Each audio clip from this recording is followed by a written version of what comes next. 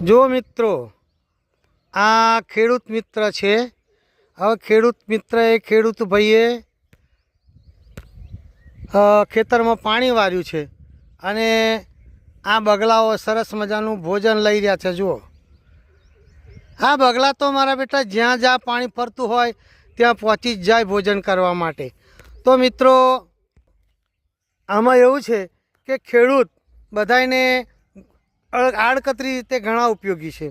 ખેડૂત પોતાનું કામ તો કરે જ છે, પોતાના માટે પકવે છે, પણ એના આધારે જમીનની અંદર રહેલા બધા જીવજંતુઓ, અળસિયા છે, ખેતીને ફાયદાકારક જીવજંતુ છે, એ બધાનું આમાં પોષણ થાય છે। એને પાણી મળે છે એટલે જીવી રહે છે। અને ભાઈ, જો ખેડૂત કશું ના કરે ને ઉજ્જડ જમીન રહે તો એની અંદર કંઈ થાય નહીં, જીવજંતુઓના કશું જ ના હોય।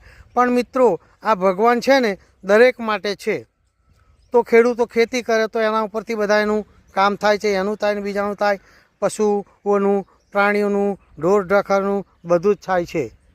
એટલે અને જો એ કશું ના કરે તો ભગવાન તો ઉપરથી એનું પૂરું તો કરે જ છે। દરેક જીવજંતુનું ભગવાન પૂરું કરે છે। છેવટે વરસાદ પાડે અને પાણી આપે પણ એનું પૂરું થઈ શકે। આવું છે મિત્રો, દરેકનો આધાર ખેડૂત। આ એકલા ખેડૂતની વાત નથી કરતો, દરેક ખેડૂતોની વાત છે। વાડીવાળા ખેડૂત હોય, ડાંગર કરતા હોય, મગફળી કરતા હોય, દરેક માટે આ અન્ય એકબીજાને આધારે જ આ જીવન ચાલે છે। મિત્રો, ખેડૂત એકલા પણ જીવી શકતા નથી, વેપારી એકલા જીવી નથી શકતા, નોકરીવાળા એકલા જીવી નથી શકતા, કે ગમે તે હોય દરેક વ્યક્તિ, દરજી એકલા નથી જીવી શકતા, લુહાર, સુથાર, કોઈ પણ ડૉક્ટર એકલા નહીં રહી શકતા, એકલા નથી, બધાના આધારે આ જીવન ચાલે છે। તો મિત્રો, આ દુનિયામાં અત્યારે પેલું યુદ્ધ ચાલે છે ઇઝરાયલ ઈરાકનું, તો આ યુદ્ધ ઉપર કેટલું નુકસાન થાય છે એ જે ત્યાં આગળ હોય એ વિચાર કરતા નથી।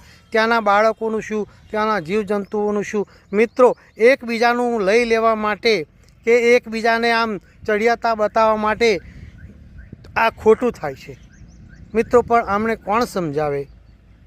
બિલાડીને કોટે ઘંટ બાંધવા કોણ જાય? જો બાંધવા જાય તો બિલાડી તરત જ પેલા ઉંદરને ખાઈ જાય।